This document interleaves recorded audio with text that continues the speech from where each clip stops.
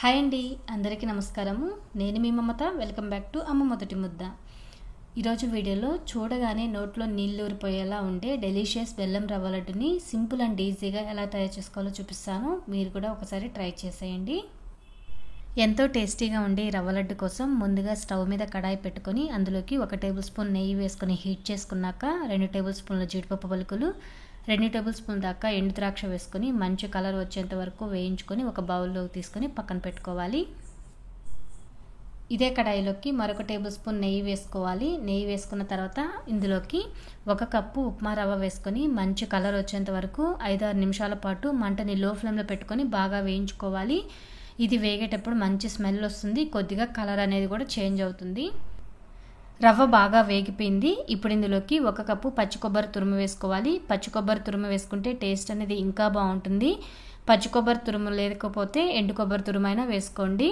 పచ్చి కొబ్బరి తురుము వేసుకున్న తర్వాత ఒక 2-3 నిమిషాల పాటు వేయించుకుంటే సరిపోతుందండి. ఇది మంటని హై ఫ్లేమ్లో మాత్రం పెట్టొద్దు, మరీ హార్డ్గా అయిపోతుంది కొబ్బరి అనేది. అలా కాకుండా కొద్దిగా 2-3 నిమిషాలు ఫ్రై చేసుకుంటే సరిపోతుంది.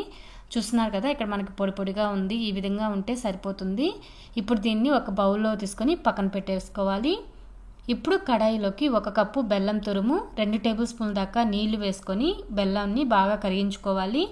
బెల్లంలో ఏమైనా నలకలు ఉంటాయి, వడకట్టుకోండి. బెల్లం అనేది పూర్తిగా కరిగిపోయిన తర్వాత దీన్ని వడకట్టుకుందాము. ఇది మనకి ముదురు పాకం రానవసరం లేదండి. జస్ట్ మనకి చేతికి అంటుకుంటూ ఉంటే సరిపోతుంది. అంటే స్టిక్కీగా అంటుకుంటూ ఉంటే సరిపోతుంది. మరీ ఎక్కువ పాకం రానవసరం లేదు. ఈ వీడియోలో చూస్తున్నారు కదా, మనకి చేతులకి జస్ట్ స్టిక్కీగా అంటుకుంటే సరిపోతుందండి. మనకేమీ పాకం రానవసరం లేదు. ఈ విధంగా ఉన్న తర్వాత ఇప్పుడు ఇందులోకి 1/2 టీ స్పూన్ దాకా ఇలాచీ పొడి, మనం ముందుగా వేయించి పక్కన పెట్టుకున్న జీడిపప్పు, ఎండు ద్రాక్ష పలుకులు, అలాగే రవ్వ, కొబ్బరి ఉంది కదా, అది కూడా వేసేసుకొని మొత్తం బాగా కలిసేలాగా కలుపుకోవాలి. మంటని లో ఫ్లేమ్లోనే ఉంచాలండి. మొత్తం బాగా కలిసిపోయిన తర్వాత మనకి గరిటెకి కొద్దిగా స్టిక్కీగా అంటుకుంటూ ఉంటే మనకి సరిపోతుంది. అంటే మొత్తం కలిసిపోయిన తర్వాత స్టిక్కీగా అంటుకుంటే సరిపోతుంది. చూస్తున్నారు కదా, బెల్లం పాకం మొత్తం పీల్చేసిందండి. ఇప్పుడు జస్ట్ మనకి ముద్దలాగా వచ్చేంత, అంటే మనకి గరిటెతో ఇట్లా లాగితే ముద్దగా వస్తుంది, ఆ విధంగా ఉంటే సరిపోతుంది. అప్పుడు స్టవ్ ఆఫ్ చేసేసుకొని జస్ట్ మూత పెట్టుకొని మనకి కొద్దిగా వేడి పట్టుకునేంత వేడి ఉంటే సరిపోతుంది. కొద్దిగా చల్లారిన తర్వాత మనం లడ్డూలు చుట్టుకోవచ్చు. చూస్తున్నారు కదా, స్టిక్కీగా ఉంటుంది. ఇలా గరిటెకి స్టిక్కీగా ఉంటే సరిపోతుందండి. మనకి చుట్టుకోవడానికి, లడ్డు చుట్టుకోవడానికి ఈజీగా వచ్చేస్తుంది. ఇప్పుడు దీన్ని పక్కన పెట్టేసుకొని కొద్దిగా చల్లార్చుకోవాలి.